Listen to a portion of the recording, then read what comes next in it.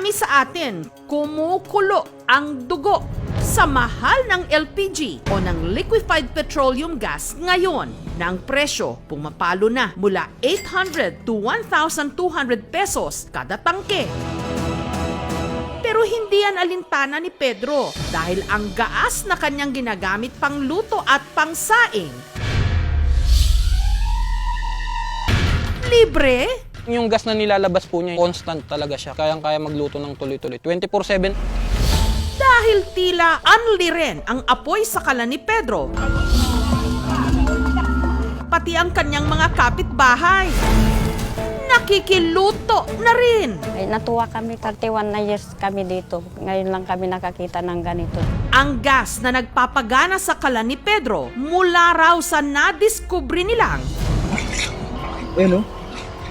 Lakas, no? kumukulong lupa. Dito sa lupain na pagmamay-ari ni na Pedro sa Barangay Kalumbuyan, San Carlos, Pangasinan, nagmula ang gaas na nagpapagana sa kanyang improvised kalan kung saan ang lupa bumubulwak at tila kumukulo-kulo. Dati, sa iisang bahagi lang daw lumitaw ang bumubulwak na lupa. Umabot din siguro mga 10 to 15 feet kung sumirit. Pero ngayon, halos 80% o napakalaking bahagi na ng 2,700 square meters na lupain ni na Pedro ang kumukulo. Banayad na siya ngayon, pero lumawak yung sakop niya. Nito lang Enero nung nadiskubre ito ni na Pedro habang inaayos ang koneksyon ng tubig sa kanilang bahay. Nag-hire kami ng mga manggagawa. Magpapabutas sana kami para magkaroon kami ng masarap na tubig. Nagbutas kami ng 7 tubo, 140 feet yun. Dinagdagan namin ng 1 tubo, hindi na siya kayang ibaon. May biglang hangin na lumabas.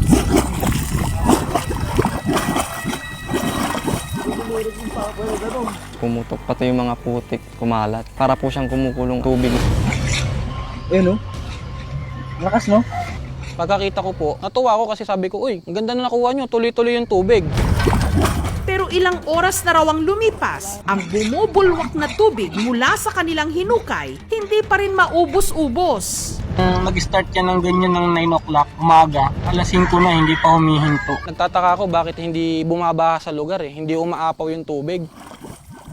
Hanggang may napansin sila sa ibinubugang tubig mula sa lupa. Ang akala namin nung una, yung pressure lang yun, parang may tsurang gas yung hangin na lumalabas. Walang amoy, mararamdaman mo medyo malamig. Kumuha ko ng plastic, pinatanggal ko yung hangin. Nung napalobo ko po yung plastic na yon, tinali ko siya, then tinry ko pong sindihan.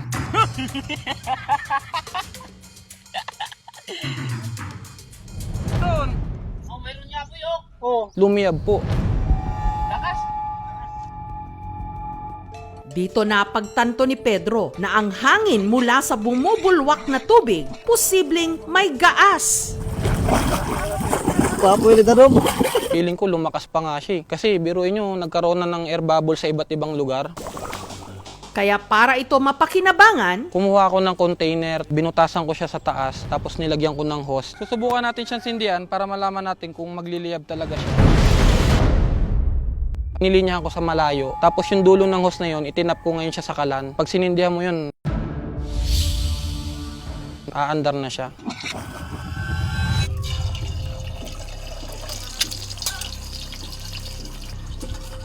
Nung gabi na nasubukan namin magluto, kayang-kaya magluto ng tuloy-tuloy. 24/7.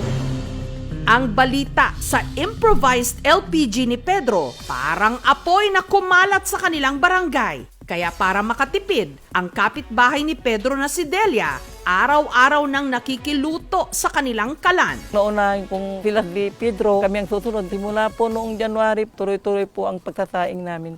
Si Baby naman, mula nung nakigamit ng kalan ni Pedro, 1,000 piso raw ang natitipid kada buwan. Nagpainit ako ng tubig, tapos nagluto ako ng ulam. Nakatipid kami sa gas kasi hindi na kami bumibili. Nakadagdag po sa mga pagkain ng mga bata. Biyaya man ang tingin ni na Pedro, Delia at Baby sa libreng tila pa LPG mula sa kumukulong lupa, ang ilan sa kanilang mga kabarangay na babahala. Natatakot po. Pag sinindihan mo yun, umaapoy Mamaya sumabog. Pwedeng hagisan ng sigarilyo, kaya natatakot ako na baka masindihan siya. Kaya sina Pedro, bantay sarado ito. Yung tatay ko nandito 24/7. Laking tulong din ng napabakuran namin siya bago namin nagpabutas. Nakokontrol yung crowd sa pagpasok. Ang yellow lane po na yan ay para po makontrol natin yung pagpasok ng mga tao habang wala pa pong final na abiso from DOE. Pwede pong gamitin ng owner yan. Plano ko talagang i-convert sa kuryente yan. Pero di ko siya pwedeng galawin unless malaman natin kung ano ba talaga yung nasa ilalim. Para maliwanagan, inilapit ni Pedro ang nadiskubre niya sa mga otoridad. Pumunta ako sa munisipyo, kinontak ko na rin po yung DOE. Kumuha sila ng sample doon, titingnan daw kung methane gas or biogas. Ano nga ba ang meron sa ilalim ng lupain ni na Pedro at kumukulo ito? Meron kaya ritong gas deposit? Ayun, oh. Lakas, no? Nitong Huwebes, muling binalikan ng mga kawani ng DOE o ng Department of Energy ang lupain ni na Pedro kung saan kumukulo ang lupa. We will recommend to do some water quality test dito. Ayon sa isinagawang initial assessment, ang gas na lumalabas mula sa kumukulong lupa ni na Pedro, yung tinatawag na marsh gas. Mostly nakikita ito sa mga marshland tulad ng dito, so swamplands, then sa mga gilid ng ilog, yung nabubulok ng mga halaman, ng mga puno ba, organic or biological matters po ito. The composition is CH4 for methane gas. Pwede siya for cooking. Marami na mga existing. Sa Mindanao, yung pinakamalaking. So they are right now in the process of doing study din po para po ma-harness yung area. Ang tanong, ligtas ba itong gamitin? Panluto? Biodegradable sa non-toxic. Iwasan natin magkaroon ng source of ignition dito. So definitely hindi naman po magkaroon ng sinasabi nating danger. Yung nagawa nilang kalan, safe naman, they can apply po for commercial purpose. In pursuing for a power plant or electricity generation dito, kailangan po natin mag-conduct ng further study to know yung deposit ng area na ito. Masaya akong nalaman na pwede pala namin siyang gamitin at safe naman siya. Ang lokal na pamahalaan naman ng San Carlos handang makipagtulungan kay Pedro para mas mapag-aralan pa ang nadiskubring marsh gas deposit sa kanilang probinsya. We will wait for the further study po ng DOE kung ano ba magiging major requirement nila. Willing na willing po kami makipag-coordinate sa kanila at makipagtulungan kung ano man po yung kinakailangan. Para din naman to sa ikabubuti ng mga residente rito.